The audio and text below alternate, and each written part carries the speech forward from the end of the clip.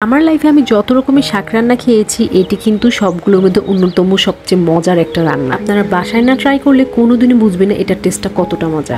শুটকি এবং শাকের কম্বিনেশন যে এতটা মজা হয়, এতটা সুন্দর হয়, সেটা আমার জানা ছিল না। আসসালামু আলাইকুম, হ্যালো এভরিওয়ান, কেমন আছেন সবাই? আমি আছি আলহামদুলিল্লাহ ভালোই। আজকে আমি আপনাদের সাথে আমার ভাবির হাতের ভীষণ সুস্বাদু কলমি শাকের একটি রেসিপি শেয়ার করব। কলমি শাকের সাথে আরও নেওয়া হয়েছে লইটা শুটকি আর বড় রসুন। সবকিছু ধুয়ে রান্নায় চলে যেতে হবে। সর্ষের তেলের উপরে শুরুতেই শুটকিগুলো খুব ভালো মতো ভেজে নিতে হবে। একদম শুরুতেই শুটকি দেওয়ার কারণ হচ্ছে যেন শাকের সাথে কোনো ধরনের গন্ধ না থাকে। যদিও শুরুতেই শুটকিগুলো একটু গরম পানির উপর ধরে নেওয়া হয়েছে, এতে করে কোনো গন্ধ থাকে না। তবুও রান্নায় আগে দিয়ে শুটকি ভাজলে নাকি রান্নাটা বেশি মজা হয়। এবার একসাথে কেটে রাখা রসুন আর পেঁয়াজ দিয়ে দেওয়া হয়েছে। নর্মালি যে কোনো শাকের সাথে, যে কোনো শুটকির সাথে রসুন পেঁয়াজ কিন্তু এমনিতে একটু বেশি যায়। এখন তো শুটকির সাথে শাক করা হচ্ছে, সো এটার ক্ষেত্রেও রসুন এবং পেঁয়াজ একটু বেশি যাবে। একটু সময় নিয়ে তেলের উপর সবকিছু খুব ভালো মতো ভেজে নিতে হবে।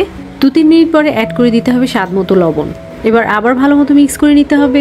সবচেয়ে ভালো হয় একটু সুন্দর মতো মিক্স করে ঢেকে দিলে, এতে করে গোটা গোটা রসুনগুলো অনেকটা সফট হয়ে আসে আর শুটকিগুলো সুন্দর মতো কুক হয়। দেখতে পাচ্ছেন সবকিছু কত সুন্দর মতো ভাজা ভাজা হয়ে গেছে। একটু নেড়ে নিয়ে অ্যাড করে দিতে হবে গুঁড়ো মশলা। যদিও শাকে তেমন কোনো মশলা লাগে না, কিন্তু যেহেতু শুটকি দিয়ে শাক রান্না করা হচ্ছে, একটুখানি হলুদ, একটুখানি লাল মরিচের গুঁড়ো আর কিছুটা জিরে গুঁড়ো দিয়ে খুব ভালো মতো মিশিয়ে নিতে হবে। তেলের উপরে সবকিছু খুব ভালো মতো ভাজতে হবে। চেষ্টা করতে হবে একটু পানি অ্যাড না করা। মশলার সাথে সবকিছু মিক্স করে নিয়ে এবার আবার ঢেকে অপেক্ষা করতে হবে 3 থেকে 4 মিনিট।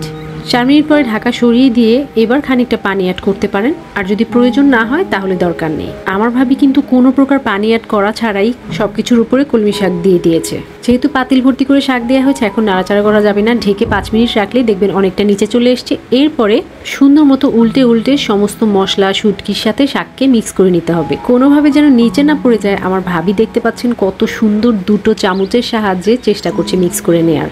আমি কিন্তু আগে কখনোই এই রান্নাটি খাইনি, আজকে প্রথম ভাবির রান্না আমি খেয়েছি এবং আমি নিজেই খুবই অবাক হয়েছি যে শুটকি এবং শাকের কম্বিনেশন যে এতটা মজা হয়, এতটা সুন্দর হয়, সেটা আমার জানা ছিল না। আমি আমার লাইফে বলতে গেলে বেস্ট একটা শাক ট্রাই করেছি এবার। আমি আম্মুকে বলছিলাম, আম্মু এত মজা হয় শাক দিয়ে শুটকি, আমি তো এটা এবার ট্রাই করেই ছাড়বো। সব কিছু উল্টে পাল্টে মোটামুটি 7-8 মিনিট ধরে এভাবেই নেড়ে নেড়ে রান্না করতে হবে। দেখতে পাচ্ছেন কতটা কমে এসেছে, শাকের কালারটাও আস্তে আস্তে গাঢ় হয়ে এসছে। এবার ফ্লেভারের জন্য কয়েকটা কাঁচামরিচ অ্যাড করে দিতে হবে।